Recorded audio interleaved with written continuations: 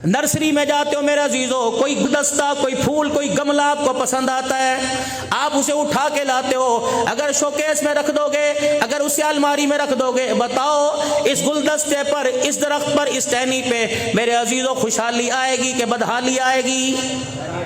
آپ کو گھر کے اندر میرے عزیزو ایک کیاری کا انتظام کرنا پڑے گا، ایک نرم مٹی کا سطح ہموار کرنے کا انتظام کرنا پڑے گا، پھر اس گلشن کو، اس پودے کو اللہ اکبر اس مٹی کے ساتھ وابستہ کرنا پڑے گا، روزانہ رکھوالی کرنی پڑے گی، روزانہ آپ کو پانی دینا پڑے گا، تب جا کے گلشن کی صورت اختیار کرے گا۔ پھر میری عزیزو آپ کی آنکھوں کو، آپ کے دماغ کو، آپ کے روح کو، آپ کے کردار کو یہ گلشن ٹھنڈا کرے گا، یہ گلشن مہکائے گا۔ اسی میں مثال حافظ قرآن کی ہے، ہم نے ایک پودا تیار کر کے دے دیا، اس پودے پہ میرے عزیزو کمپلیں بھی پھٹ گئی، چھوٹی چھوٹی پتیاں آ گئی، اب پھول بنانا آپ کی ذمہ داری ہے، گلشن بنانا آپ کی ذمہ داری ہے۔ اگر اس کو الماری میں رکھ دو، شادی میں جانا ہے ٹوپی سر سے اتار، شادی میں جانا ہے شلوار ٹخنوں سے نیچے کر، کون سا تو نماز پڑھنے جا رہا ہے، لوگ کیا کہیں گے؟ سارا مولوی بنا دیا، لوگ کہیں گے اللہ اکبر حاجی صاحب بچے کو کیا کر دیا، اس کو کھلایا پلایا کرو، یہ تو مولوی صاحب بن گیا،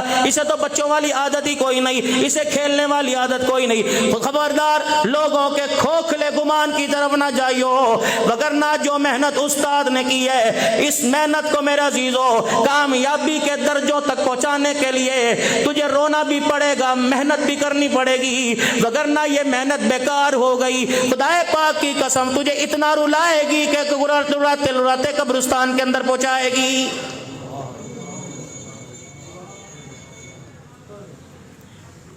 آج یہ 15-20 بچے قرآن کے حافظ بن گئے، بتاؤ کردار میں، شکل میں، عقل میں، صورت میں کوئی کمی؟ سارے سکھر کے نوجوانوں سے ان کا مقابلہ کر لو، ان کا موازنہ کر لو، کسی کے گلے میں سونے کا لاکٹ نظر آئے گا، کسی کے گلے میں سونے کی چین نظر آئے گی، ان ننھے سے سینے کو کھول کے دیکھ لو، رب اکبر کی قسم ہے پورے قرآن میں اللہ کا فرمان نہ قرآن نظر آئے گا یا محمد الرسول اللہ کا فرمان نظر آئے گا۔ آپ نے ایک جزدان دیا، ہم نے قرآن بنا کر پیش کر دیا، اب یہ قرآن میرے عزیزو اب تم نے رحل بن کے دکھانا ہے، جیسے رحل کی 2 پٹیاں ہوتی ہیں، قرآن کو سارا ملتا ہے، باپ ایک پھٹی، ماں دوسری پھٹی، اس میرے عزیزو اس ماڈل کو، اس قرآن والے نمونے کو آپ نے سارا دینا ہے۔ اگر اسے آپ نے اپنی گود میں، اپنی دعاؤں پر، اپنی وفاؤں میں، اپنے مسلح پر میرے عزیزو اس کو یاد کر لیا، رب اکبر کی قسم ہے پھر اللہ قبر کے ٹکڑے کو رحل بنا دے گا، ہمارے کردار کو اللہ قرآن کا نمونہ بنا دے گا۔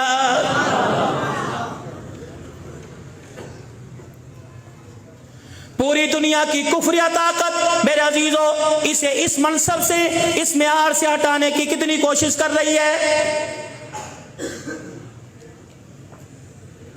باہر والوں کا تو میں شکوہ نہیں کرتا، باہر والوں کا میں گیلا نہیں کرتا، مجھے تو اپنے آپ پہ رونا آتا ہے، اپنے خون پہ رونا آتا ہے، اپنے چاہنے والوں پہ رونا آتا ہے۔ بچہ قرآن کا حافظ بنا، آمین والے دل، خوشی والے دل، چاچا جان کہہ رہے ہیں اب اس کا قد بڑا ہو گیا، اب اسے اسکول بھی داخل کراؤ، جتنا اس نے قرآن پڑھنا تھا پڑھ لیا، اب اسے کاروبار سکھاؤ، اسے دنیا داری سکھاؤ۔ اماں بھی کہہ رہی ہے اگر آپ اسے اکیڈمی میں بھیج دیا کرے، مولوی صاحب کو فون جا رہا ہے، اے مولوی صاحب اللہ اکبر آپ بچے کو تھوڑا وقت پڑھایا کرے، اسے اسکول کا وقت دیا کرے، اس نے معاشرے کے اندر ایک نام پیدا کرنا ہے۔ رب اکبر کی قسم ہے اگر قرآن کا وارث معاشرے میں نام پیدا نہیں کر سکتا تو دنیا کا کوئی نامور انسان بھی نام پیدا نہیں کر سکتا ہے۔ سیدنا بلال حبشی رضی اللہ تعالیٰ عنہ کے پاس تھا کیا؟ حضرت عمر رضی اللہ تعالیٰ عنہ کے پاس تھا کیا؟ جناب سیدنا صدیق اکبر رضی اللہ تعالیٰ عنہ ایمان لانے سے پہلے کس حیثیت کے حامل تھے؟ 1,24,000 صحابہ اکرام رضوان اللہ تعالیٰ علیہ مجمعین کا معیار کیا تھا؟ جب قرآن والا لباس اوڑھ لیا، جب قرآن والی روح ان کے سینوں کے اندر تازہ ہو گئی تو رب اکبر کی قسم ہے یہی لوگ ہیں جن سے مصافحہ کرنے کے لیے آسمان کے فرشتے انتظار کیا کرتے تھے۔